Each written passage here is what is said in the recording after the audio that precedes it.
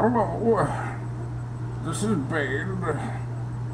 And when I need football updates, when I'm not trying to take over Gotham, I go to Mr. Voiceman's 10-minute football cavalcade. It works a lot better than the security on the Batcave, thank you, Mr. Wayne. But only until you start to follow this man shall I then give you permission to watch. Bane, could you move your hand, please? I'm trying to do a show. I'm sorry, I thought I would get your point across for more followers. I appreciate the efforts there, sir, but I think I can handle it. But thank you for stopping by. No problem. I shall be in Gotham if you need me. Gotta love Bane. You know, he's so nice to talk to, even with that insanely ugly mask. If you have seen the movie, that is. What's up, everybody? It's Mr. Voiceman. I'm back again. Football's got to be right around the corner, or in this case, it's already taking place because it's Wednesday night, Giants vs. Cowboys, so the regular season is upon us. I'm just going to go ahead and get right to it. I posted on my Facebook page that this would be an NFC Preview video.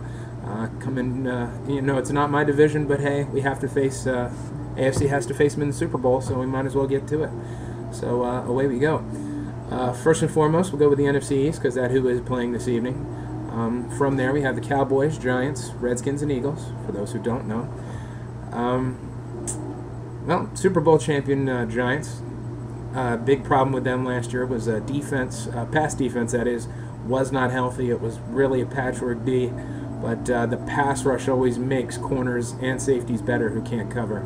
So that being said, given their health, I really have to go with the Giants to win this division outright.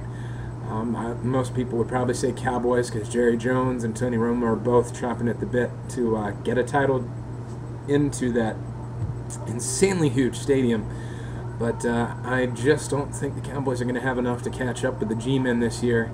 Believe it or not, I don't think they will have enough to catch up to Philly either, because I have Philly finishing second right behind the G-Men.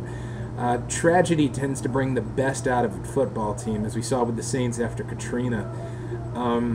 Andy Reid's son passed away a few weeks ago, and the NFL community really reached out and supported this guy. He's been a consummate professional and gentleman, and I generally tend to think that times like this, that's when teams tend to show up. They traded some non-essential personnel on the defense, so now the secondary, Nnamdi Asomugha and Cromartie, they can both play the press coverage that they were so famous for, and that pass rush is absolutely relentless. And the linebackers that they drafted,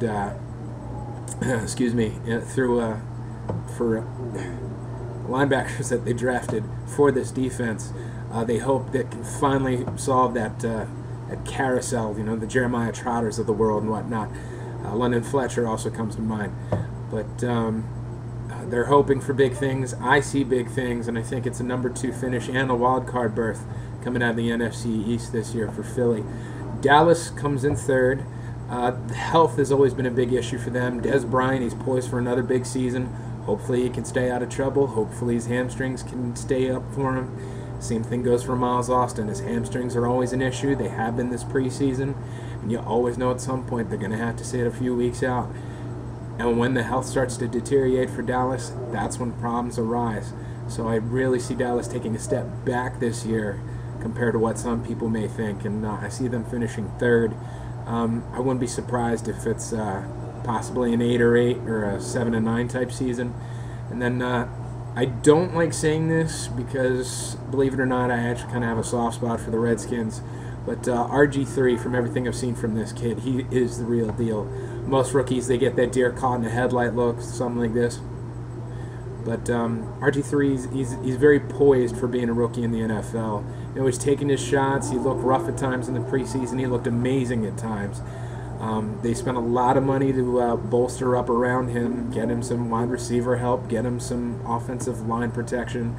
Really see big things for the kid. It's just going to take some time to click, but I really think they could challenge Dallas this year for the #3 spot in that division. If not, they may finish just one game out of third place. Next on to the NFC North, we have Chicago, Detroit, Green Bay, and Minnesota. Green Bay, they go 15-1 and win the division last year.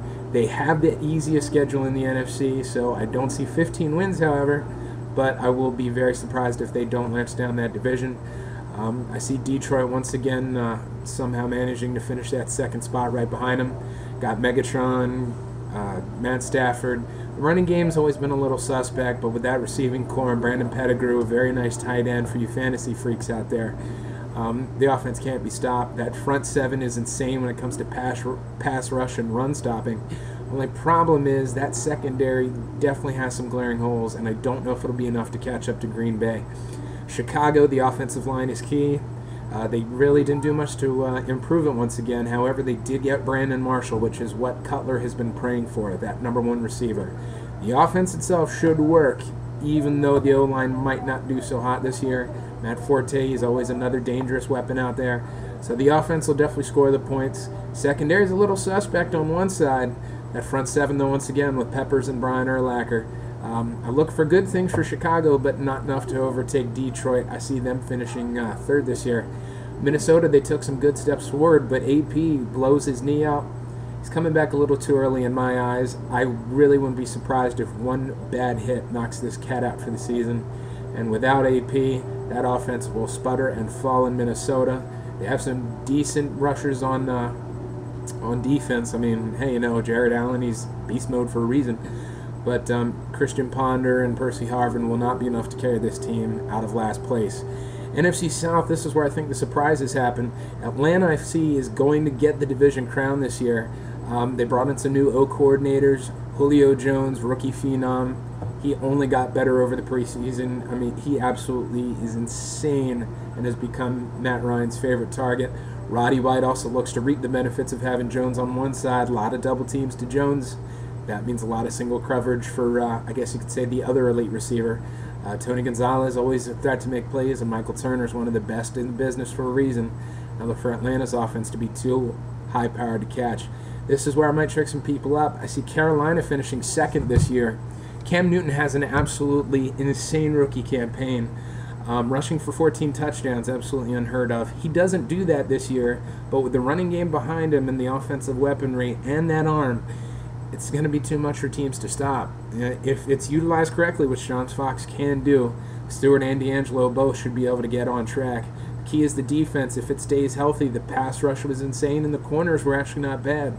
So I look for Carolina to surprise some people and actually hold on to the #2 seed out of the NFC South. New Orleans, what else can we say? Bounty Gate, suspensions. The heart and soul of the defense is taken out with Jonathan Vilma. No matter how many times he appeals, I don't think it's going to happen for him.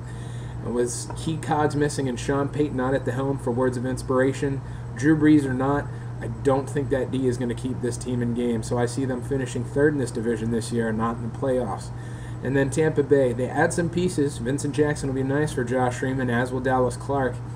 And the rookie running back, Doug Martin, a lot of comparisons to Ray Rice, but I just don't think there's enough there for this team to really take a step forward. So I see them finishing last in the division. And then NFC West, San Francisco, all those weapons on offense, Manningham, Moss, Vernon Davis, Frank Gore, Brandon Jacobs, it all comes down to Alex Smith. If Alex Smith takes a step forward from last season, they win this division outright. If he takes a step back, which he's prone to do at times, I could really see Seattle challenging him, even with a rookie quarterback. Pete Carroll has those guys running hard, fast, and that defense looks insane. St. Louis actually passes Arizona for third place in this division. They got unknown receivers, but good ones. Sam Bradford, young quarterback, inexperienced, but Jeff Fisher's good at molding them. And Arizona's quarterback situation's a mess. Outside of Fitz and Patrick Peterson on defense, I don't see much coming from Arizona. They finished last in this division. And now outright, let's go to the conference title. I got to have Green Bay on one side of this coin, and I'm actually going to go ahead and go with Philly in the other side of this one.